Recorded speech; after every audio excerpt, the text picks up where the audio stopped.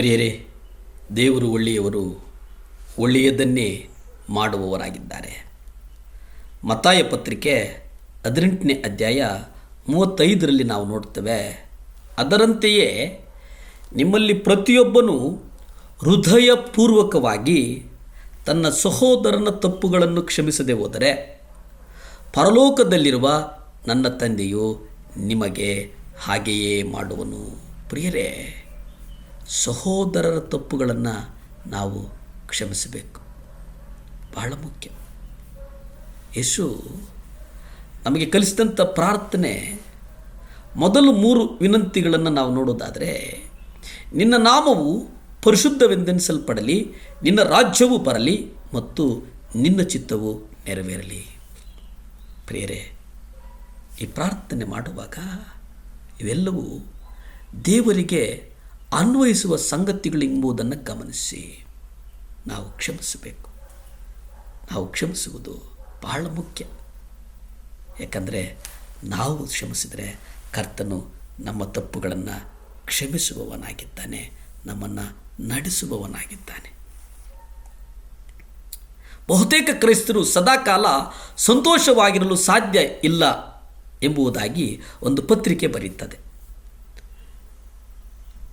ಸಂತೋಷವಾಗಿರಲು ಸಾಧ್ಯವಾಗಿರುವುದಕ್ಕೆ ಕಾರಣ ಏನಪ್ಪ ಅಂತಂದರೆ, ವಿಶೇಷವಾಗಿ ಅವರು ಒಳ್ಳೆಯ ನಡೆಯಲ್ಲಿ ಇರುವುದಿಲ್ಲ. ಯಾರು ಕರ್ತನ ಜೊತೆಗೆ ಒಳ್ಳೆಯ ಸಂಬಂಧದಲ್ಲಿರ್ತಾರೋ ಅವರು ಸಂತೋಷವಾಗಿರುವುದಕ್ಕೆ ಸಾಧ್ಯ.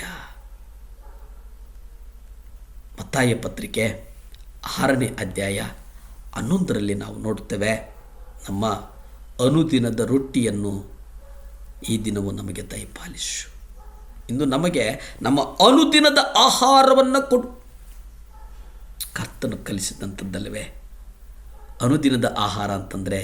ಆಹಾರ, ಬಟ್ಟೆ, ವಾಸಸ್ಥಳ, ಮಕ್ಕಳ ಶಿಕ್ಷಣ ಇವೆಲ್ಲವೂ ಒಳಗೊಂಡಿದೆ.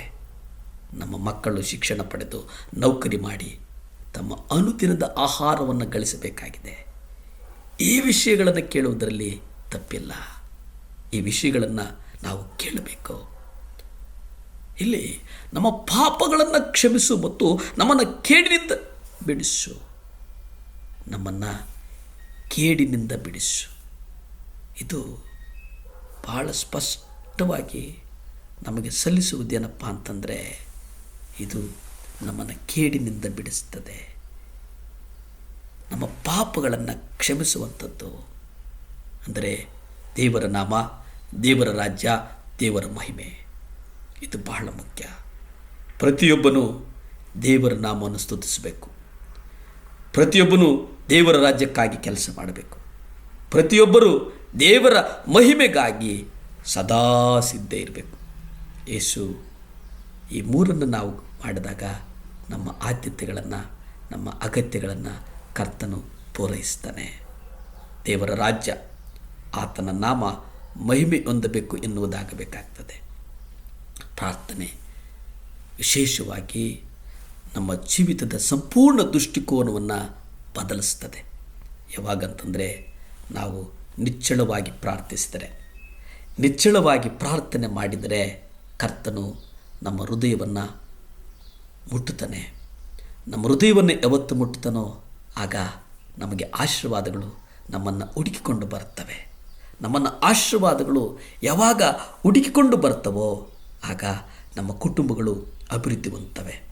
ನಮ್ಮ ಕುಟುಂಬಗಳು ಯಾವಾಗ ಅಭಿವೃದ್ಧಿ ಹೊಂದುತ್ತವೋ ಆಗ ಅನೇಕ ಆತ್ಮಿಕ ಸಹೋದರ ಸಹೋದರಿಯರನ್ನು ಕರ್ತನು ನಮಗೆ ಕೊಡುವವನಾಗಿದ್ದಾನೆ. ಈ ಧ್ಯೇಯ ಬಹಳ ಮುಖ್ಯ. ಈ ಧ್ಯೇಯನ್ನು ಇಟ್ಟುಕೊಂಡು ನಡೆಯುವಂಥದ್ದು ಬಹಳ ಸ್ಪಷ್ಟ ಮತ್ತು ಬಹಳ ನಿಚ್ಚಳ ಅನ್ನುವಂಥದ್ದನ್ನು ನಾವು ಗ್ರಹಿಸಬೇಕಾಗ್ತದೆ.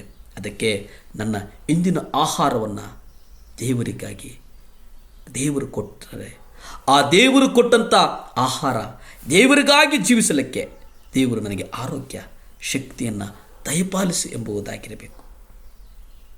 ಗಮನಿಸಬೇಕಾದ ವಿಷಯ, ನನಗೆ ಮತ್ತು ನನ್ನ ಪದಗಳು ಇವತ್ತು ಕಾಣಿಯಾಗಿದ್ದಾವೆ. ಅದಲ್ಲ, ಕರ್ತನು ನಮಗೆ ದಯಪಾಲಿಸ್ತಾನೆ. ಕರ್ತನು ನಮ್ಮನ್ನು ಆಶೀರ್ವದಿಸ್ತಾನೆ.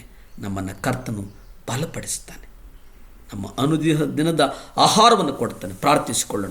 ಭೂಮಿ ಆಕಾಶಗಳನ್ನು ಉಂಟು ಮಾಡಿದಂಥ ಸರ್ವಶಕ್ತನಾದಂಥ ದೇವರ ಸ್ತೋತ್ರ ಸ್ವಾಮಿ. ಮಕ್ಕಳಿಗಾಗಿ ಬೇಡ್ತೇನೆ ದೇವರು, ಮಕ್ಕಳಿಗಾಗಿ ಪ್ರಾರ್ಥಿಸ್ತೇನೆ ಸ್ವಾಮಿ. ದೇವರೇ, ವಿಶೇಷವಾಗಿ ಸ್ವಾಮಿ, ಯಾರಿಗೆ ಮಕ್ಕಳಿಲ್ಲವೋ, ಸಂತಾನದ ಕೊರತೆಯಿಂದಿದ್ದಾರ, ಮಕ್ಕಳಿಗಾಗಿ ಬೇಡ್ತೇನೆ ಸ್ವಾಮಿ. ಪುತ್ರ ಪೌತ್ರ ಸಂತಾನವು ಯೆಹೋವನಿಂದ ಬರುವಂಥ ಬಹುಮಾನ ಅಂತ ಹೇಳಿದ್ದೇವೆ. ಮಕ್ಕಳನ್ನು ಮುಟ್ಟು, ಮಕ್ಕಳನ್ನು ಆಶೀರ್ವದಿಸು. ಯೇಸುವಿನ ನಾಮದಲ್ಲಿ ಬೇಡ್ತೇನೆ ತಂದೆ. ಆಮೆನ್. ಹಲ್ಲೆಲೂಯಾ.